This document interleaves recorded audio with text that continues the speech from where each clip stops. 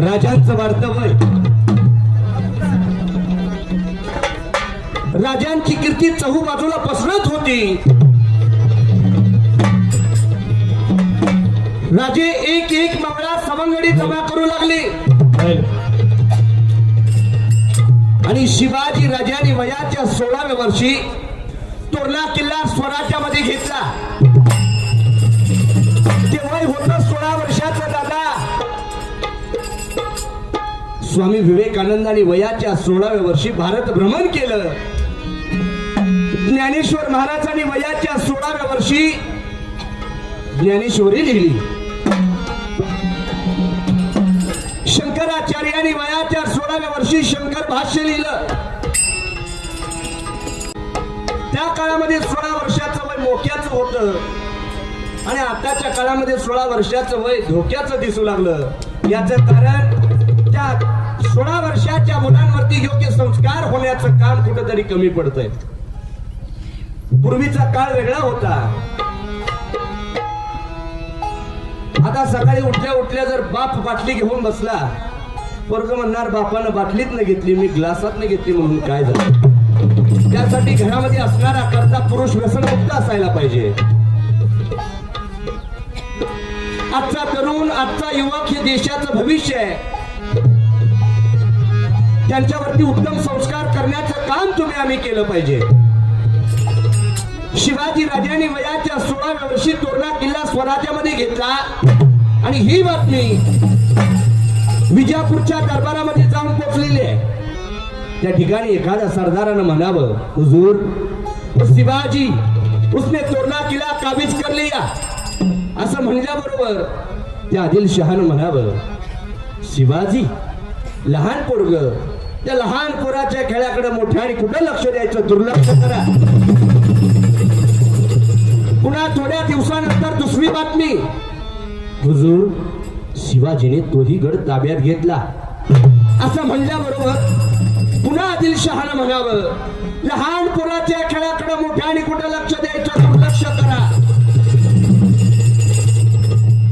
आणि मग अशा वेळेला दरबारातील एक सरदार उठला आणि म्हणाला, हुजूर जर का तुम्ही असंच छोटा बच्चा करत नसलात तर तोच शिवाजी उद्या विजापूर घ्यायला सुद्धा मागं पुढे बघणार नाही. त्याचा वेळीच बंदोबस्त करायला हवा. असं म्हणल्याबरोबर दरबार भरवला. दरबारामध्ये पैजीचा विडा मांडला आणि घोषणा केली, कोण लाएगा शिवा को, कोई बंदा हे तयार. एकाची मान वर नव्हती दादा, कारण साऱ्यांना ठाऊक होतं शिवाजीला धरायला जायचं म्हणजे वरचं तिकीटच, पुन्हा परत माघारी यायचा चान्सच आपल्या जवळ नाही. एकाची मान वर नव्हती, एक सरदार तयार होत नव्हता.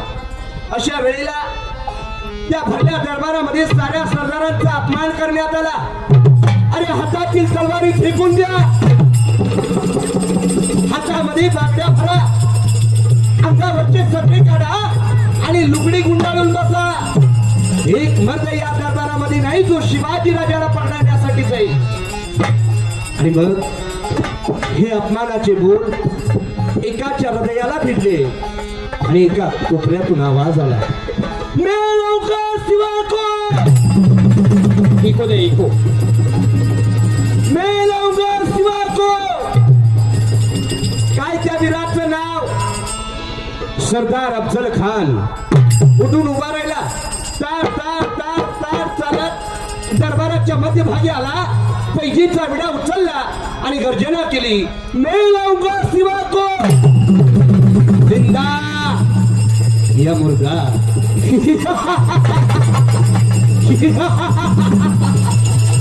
मैं लाऊंगा शिवा को.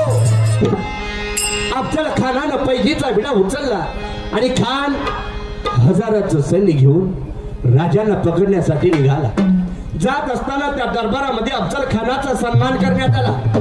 त्या दरबाराला ठाऊक होतं ही गेलेली पिढा काय पुन्हा माघारी येणार नाही, त्यामुळे पहिल्यांदाच त्याचा सन्मान करून घेतला.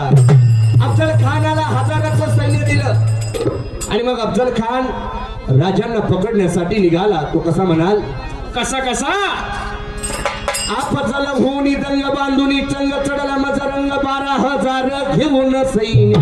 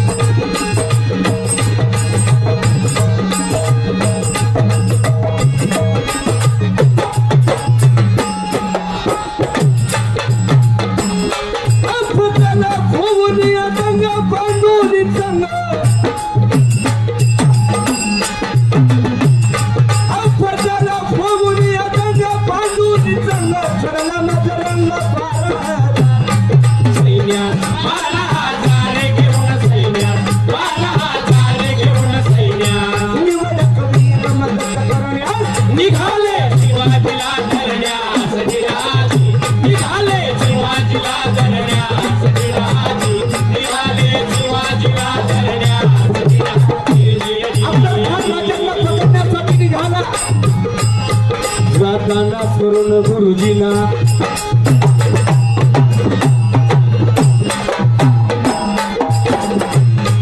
जाताना करून गुरुजीना प्रिय दिनानी धरण्याशिवाय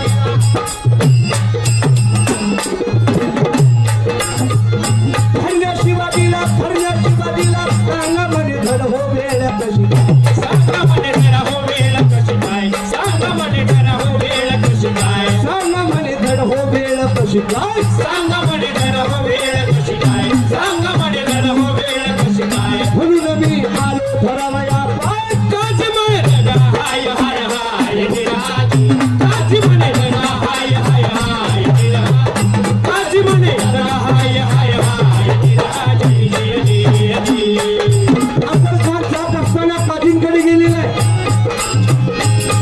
काजी जसं आता एखादा शुभ मुहूर्त बघण्यासाठी आपण ज्योतिषांकडे जातो तसं त्या काळामध्ये शुभ मुहूर्त बघण्यासाठी काजींकडे जायचे. त्या काजींना सांगितलं हम जा रहे हैं शिवा को पकड़ने के लिए शुभ घटिका बताओ. आम्ही शिवाजीला पकडण्यासाठी चाललोय. शुभ वेळ तुम्ही आम्हाला सांगावी. असं म्हणल्याबरोबर त्या काजीनं पंचांग हातामध्ये घेतलं. पंचांगाचं पान उघडलं आणि त्या अफजल खानाला सांगितलं सरदारजी आप शिवा को पकड़ने के लिए मत जाइए. आपको दगा हो सकता है आपको जीवित हानि हो सकती है. आप शिवा को पकड़ने के लिए मत जाइए. असं म्हणल्याबरोबर त्या अफजल खानानं तिथंच त्या काजीचा गळा दाबून त्या काजीला ठार केलं. अफजल खान पुढे निघाला. जात असताना अफजल खानाची आवडती बायको आली.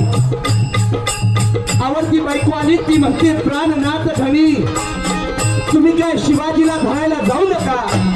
यामध्ये मला धोका दिसतोय. असं म्हणल्याबरोबर त्या अफजल खानाने त्या बायकोचा गळा दाबून तिथंच त्या बायकोला ठार केलं. अफजल खानाला किती बायका? अफजल खानाला लग्नाच्या बायका फक्त 64. उरलेल्या 63 बायका विहिरीत बुडवून मारल्या. उरलेल्या 63 बायका विहिरीत बुडवून मारल्या. आज सुद्धा जर बिजापूरला गेला तर ती विहीर तुम्हाला बघायला मिळेल. त्या विहिरीचं नाव आहे खूनबावडी. आणि अफजल खान पुढे निघाला. अफजल खानाला पंढरपूर सोडलं. खान तुळजापुराकडे निघालेला आहे. तुळजापूरची भवानी देवी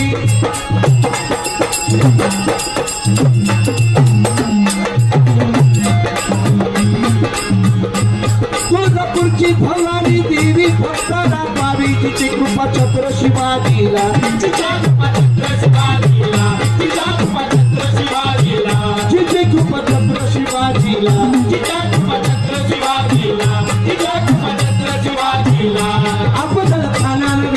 मूर्तीला अफजल खानात विचार केला, अफजल खानात विचार केला.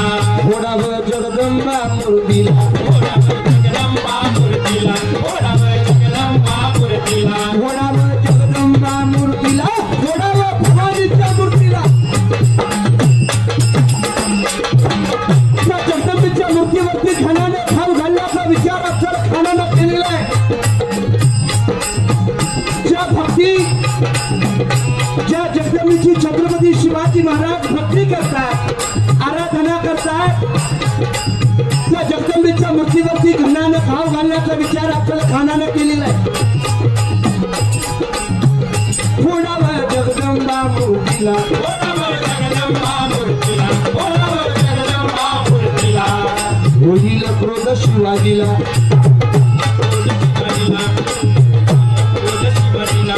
होईल क्रोध शिवाजीला येईल चुहा सामन्याला होईल जगदंबा मूर्तीला होईल भवानीच्या मूर्तीला जगदंबा मूर्तीला, भवानीच्या मूर्तीला, जगदंबा मूर्तीला, भवानीच्या मूर्तीला. भरवल जात्यामध्ये दिसला का भवानी दादा, दादा रे जिरदारी, ऐका तुम्ही दादा, दादा रे जिरदारी.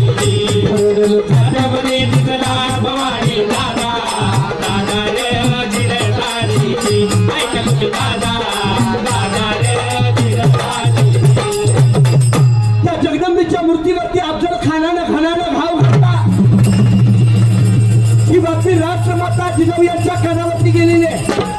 त्या ठिकाणी राष्ट्रमाता जिजाऊ शिवाजी राजांना म्हणतात, शिवबा तो पती जाताचा बोकड फारच माजलेला दिसतो, त्याचा वेळीच बंदोबस्त करायला हवा. राजे विचार करतायत. बलाढ्य ताकदीचा असणारा अफजल खान हजाराचं सैन्य घेऊन आपल्या दिशेने येतोय. आपल्याकडे असणारा मुठभर मावळा कशी सांगड घालावी, काय करावं. यावेळी अफजल खानानं तुळजापूर सोडलेलं आहे. खान पंढरपूरच्या दिशेने येऊ लागलेला आहे. ज्या ठिकाणी रामकृष्ण हरीचा गजर सुरू होता, अशा वारकऱ्यांवरती त्या अफजल खानानं अत्याचार करायला सुरुवात केली. स्त्रियांची आबरू लुटू लागला. काही गुन्हेगार रस्त्यावरती चराचर कापू लागला. जनावरांचा कडबा पेटवून देऊ लागला. गावोच्या गावं नष्ट करू लागला. कारण त्या अफजल खानाला असं वाटत होतं, मी सारं केल्यानंतर तरी शिवाजी माझ्या समोर येईल, पण नाही, शक्तीपेक्षा युक्ती श्रेष्ठ.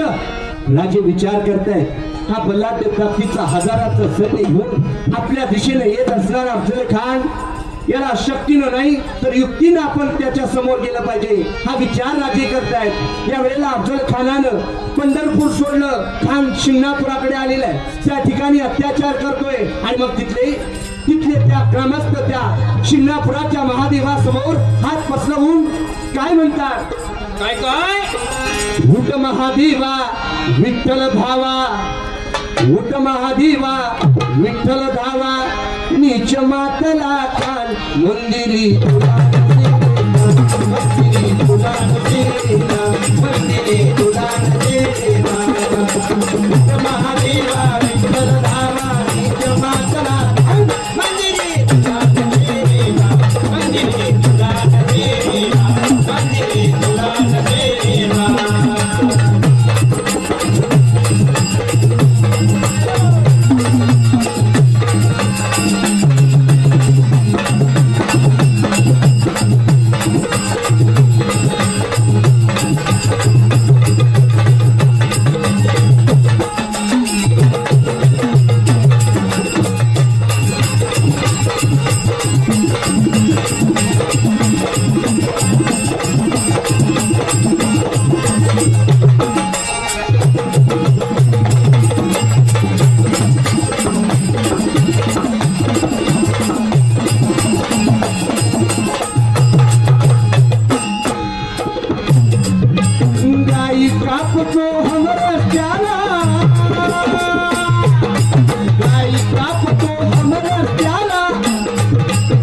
दुसऱ्याच्या भी आबरूला दुसऱ्याच्या घे आबरूला दुसऱ्याच्या घे आबरूला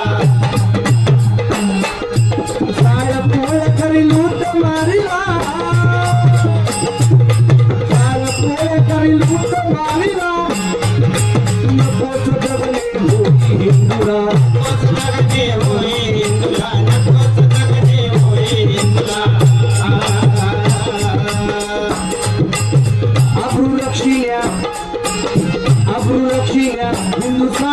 मंदिरी दिल आपुला प्राण मंदिरी मंदिरी दुकान तेरा मंदिरी दुकान तेरा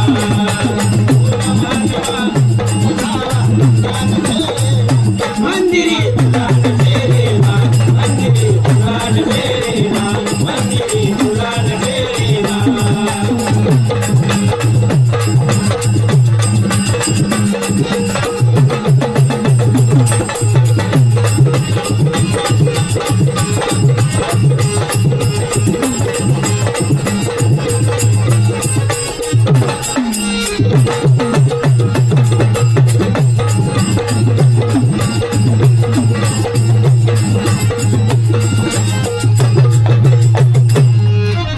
अफजल खान शिंगणापूर स्वर्ण खानवाडीच्या दिशेने येऊ लागलेला आहे. या वेळेला राजे विचार करतात काय करावं. हजाराचं सैन्य घेऊन येत असणारा अफजल खान काय करावं. आणि अशा वेळेला अफजल खानानं छत्रपती शिवाजी राजे हे राजे समोर यावेत. यामुळे अफजल खान धिंगाणा घालत होता.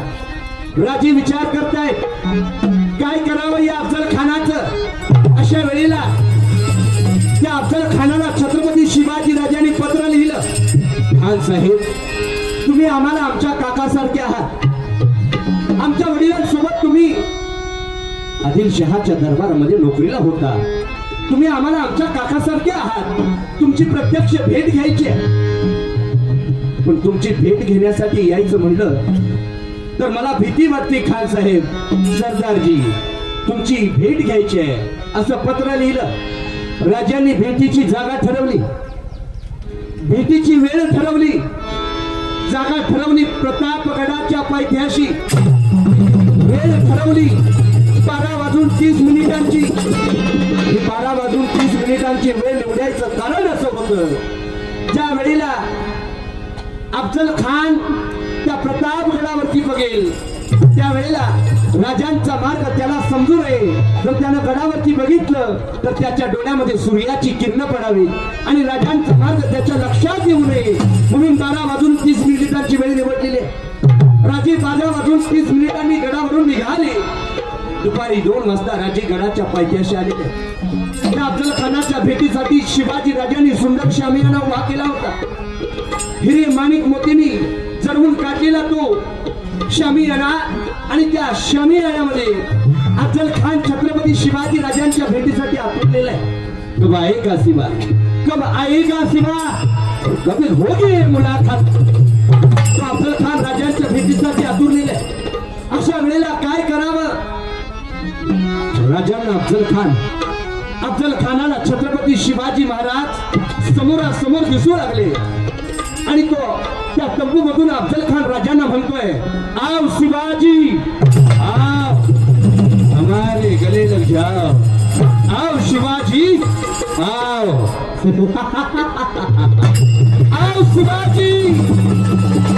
अफजल खानानं राजांच्या भेटीसाठी बाहू फैलावले. राजांनी त्या तंबूमध्ये प्रवेश केला आणि शिवाजी राजांची आणि अफजल खानाची भेट झाली. ती कशी म्हणाल. कशी कशी शिवराय जवळ जाऊ भारत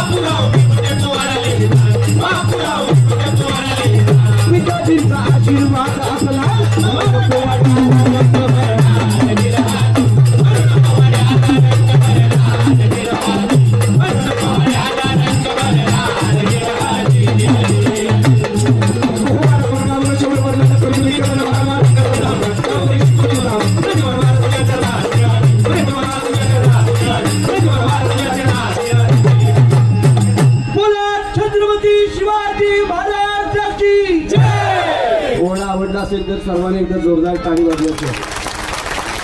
या ठिकाणी झालेलं साहित्य संमेलन खरं तर बेळगाव या पूर्ण जिल्ह्यामध्ये माझा पहिल्यांदा आज हा कार्यक्रम आहे. हा कार्यक्रम कायमस्वरूपी माझ्या ध्यानात राहील, कारण बेळगाव या भागामध्ये मी पहिल्यांदाच कार्यक्रमासाठी आलो. पहिल्यांदाच या भागामध्ये मी शाहिरी सेवा सादर केलेली आहे. एखादी चूक झाली असेल किंवा काही चूक भूल माझ्याकडून झाली असेल तर तुम्ही सर्व रसिक मायबाप ती चूक पदरात घ्याल आणि मला माफ कराल ही अपेक्षा ठेवतो. जाता जाता फक्त 2 मिनिटांमध्ये सर्व कलाकारांची ओळख करून देतो. या ठिकाणी ढोलकी वादनासाठी आमचे उत्कृष्ट ढोलकी वादक आमचे मित्र प्रवीण दादा किंगार, खानापूर तालुका, सांगली जिल्हा आणि देवीखिंडी गावचे उत्कृष्ट ढोलकी वादक. या ठिकाणी अमर सोनवणे, मने राजुरी, तासगाव तालुका, सांगली जिल्हा. या ठिकाणी आमचे अभिषेक दादा लोहार या बेळगावचे आहेत. व्यंकटेश दादांचे मित्र आहेत आमच्या शहिरांचे, त्यांच्यासाठी सुद्धा सर्वांनी जोरदार टाळी वाजवायच्या. या ठिकाणी हबप गिरीधर महाराज सुतार या ठिकाणी आमच्या सोबत आलेले आहेत. ते सुद्धा देवीखिंडी गावचे आहेत, खानापूर तालुका, सांगली जिल्हा. आणि तुमच्या समोर ज्याने आता माझी महिना सादर केली ते या बेळगावचं भूषण म्हटलं तर काय वावगं ठरणार नाही. या तुमच्या मातीतील शाहीर व्यंकटेश देवगेकर आणि त्यांचं पूर्ण कुटुंब या शाहिरीमध्ये असतं. त्यांच्या मिसेस, त्यांच्या 2 मुली सुद्धा, आता एक मोठी मुलगी खूप उत्कृष्ट आणि सुंदर शाहिरी सादर करते. खरं तर आम्ही त्यांच्याकडे बघून शाहिरी शिकलेलो आहे. ते आमच्या गुरुजींचे पहिले शिष्य आहेत, शाहीर सम्राट डॉक्टर देवानंदजी माळी यांचे.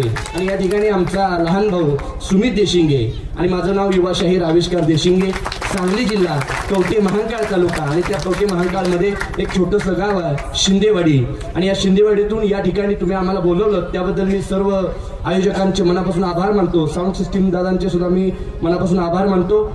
सर्वांना एक विनंती, यूट्यूबवरती, इंस्टाग्रामवरती थोडा आता सोशल मीडियाचं वारं आहे. या सोशल मीडियाच्या जमान्यामध्ये आम्ही सुद्धा काहीतरी सोशल मीडियावरती चांगल्या पद्धतीनं लोकांपर्यंत पोहोचण्यासाठी इंस्टाग्राम, यूट्यूब, फेसबुक याचा वापर करत असतो. इंस्टाग्रामवरती शाहीर आविष्कार देशिंगे असं एक आमचं छोटंसं पेज आहे. पूर्ण महाराष्ट्रभराहून चांगल्या पद्धतीनं प्रेम मिळालं आणि गेल्या काही दिवसांमध्ये 75,000 फॉलोअर्स कंप्लीट झाले. त्यामध्ये तुम्हा सर्वांचीही भर पडावी त्यापेक्षा नक्की ध्यानात ठेवा आणि फॉलो करा शाहीर आविष्कार देशिंगे.